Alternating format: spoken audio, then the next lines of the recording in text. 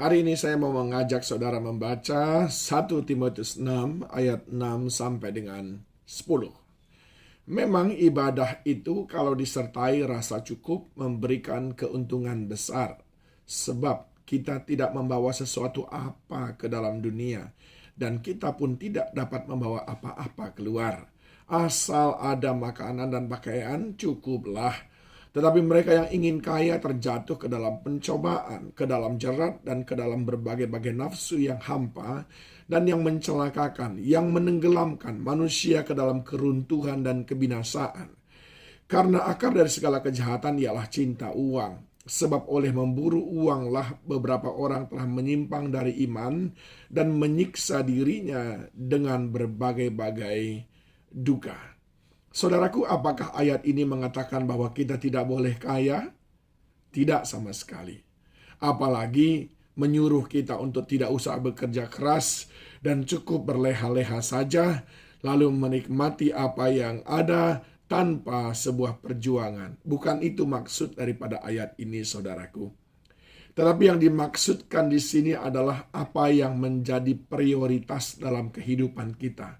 Apakah untuk menjadi orang yang kaya atau menjadi orang yang berkenan di hadapan Tuhan? Paulus ingin menasihatkan kepada Timotius dalam pelayanannya bahwa dia harus selalu menempatkan Tuhan di atas segala-galanya dan tidak pernah tergoda dengan segala yang ditawarkan oleh dunia yang nanti menjauhkan dia dari Tuhan. Dan Paulus tahu bahwa ketika ada orang yang mengejar kekayaan, fokus kepada kekayaan, maka itu berpotensi untuk membuat dia lupa akan Tuhan. Bahkan Yesus Kristus sendiri pernah mengingatkan, manusia tidak mungkin berbakti kepada dua tuan, yaitu kepada Mamon dan kepada Tuhan. Nah, saudaraku yang dikasihi Tuhan, apa yang ingin saya sampaikan pada hari ini? Hari ini saya ingin menyampaikan hal-hal yang membahayakan dari keserakahan. Yang pertama adalah Efesus 3 ayat 5-6 mengatakan kepada kita bahwa keserakahan itu sama dengan penyembahan berhala yang mendatangkan murka Tuhan. Itu sebabnya perlu kita waspadai, saudaraku, untuk sekali-kali tidak menjadi orang yang serakah. Sebab tadi juga dikatakan di dalam 1 Timotius ayat yang ke-9, orang-orang itu akan jatuh ke dalam pencobaan dan berbagai hawa nafsu. Dan itu semuanya akan membuat mereka itu menjadi jauh dari Tuhan. Ingat baik-baik, keserakahan itu sama dengan penyembahan berhala. Sebab takaran berkat kita masing-masing sudah Tuhan tentukan, dan Dia mau supaya kita hidup di dalamnya. Cukupkanlah dirimu dengan apa yang ada padamu. Demikian nasihat Rasul Paulus, saudaraku. Yang kedua, keserakahan itu menimbulkan pertengkaran. Kita akan tidak segan-segan bertengkar dengan orang hanya karena kita loba atau serakah. Amsal 28 ayat 25, orang yang loba menimbulkan pertengkaran, tetapi siapa percaya kepada Tuhan diberi kelimpahan. Perhatikan baik-baik. Jadi sebetulnya kelimpahan kekayaan itu bukan hasil daripada yang kita perjuangkan, tetapi adalah penggenapan dari apa yang Tuhan janjikan. Disinilah perbedaannya antara orang yang percaya kepada Tuhan dengan orang yang serakah ataupun loba.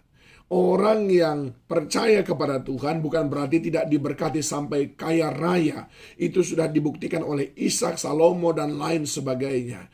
Tetapi kekayaan mereka adalah karena penggenapan janji Tuhan dalam hidup mereka. Bukan karena kekuatan mereka mengumpulkan harta yang berkelimpahan.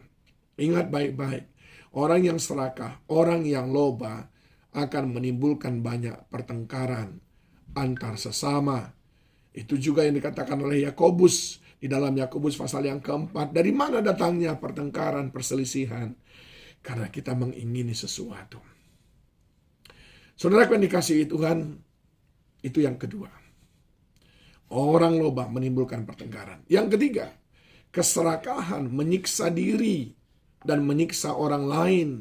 Ada banyak sekali keluarga yang berantakan, hancur karena suami istri serakah kejar ini dan itu, akhirnya anaknya terlunta-lunta.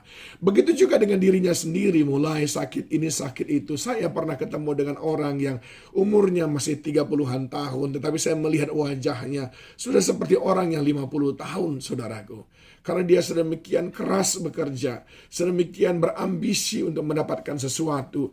Dan bagaimana mungkin orang yang masih umur muda seperti itu, tetapi dia sudah mulai mengidap penyakit-penyakit yang biasanya dimiliki oleh orang tua, karena dia menyiksa diri sendiri. Tadi dalam 1 Timotius 6 ayat 10 berkata, karena akar segala kejahatan ialah cinta uang, serakah akan uang. Sebab memburu uanglah beberapa orang telah menyimpang dari iman dan menyiksa dirinya dengan berbagai-bagai duka. Ingat, yang pertama, orang yang serakah adalah menyembah berhala. Yang kedua, orang yang serakah menimbulkan pertengkaran. Yang ketiga, orang serakah menyiksa diri sendiri dan menyiksa orang lain. Dan yang keempat, orang yang serakah memiliki iman yang menyimpang. Mengapa, saudaraku? Pertama, dia bisa saja menyalahgunakan imannya. Yang kedua, dia bisa saja menjadi tidak beriman. Orang yang serakah cenderung menghalalkan semua cara, sehingga imannya bisa saja kepada orang yang bisa memberikan kekayaan, dukun-dukun dan lain sebagainya. Orang yang serakah bisa saja beriman kepada kekuatannya sendiri. Dia berpikir, kalau aku bekerja, tambah jam kerjaku, mungkin tambah hasilku. Padahal kitab Amsal sudah berkata, susah payah tidak menambahi, berkat Tuhanlah yang membuat kita menjadi kaya. Jangan serakah, jangan tamak, jangan loba, saudaraku.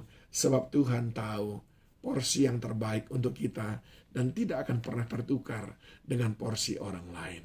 Tetap bersyukur, tetap bersukacita dengan apa yang Tuhan percayakan. Tuhan Yesus memberkati.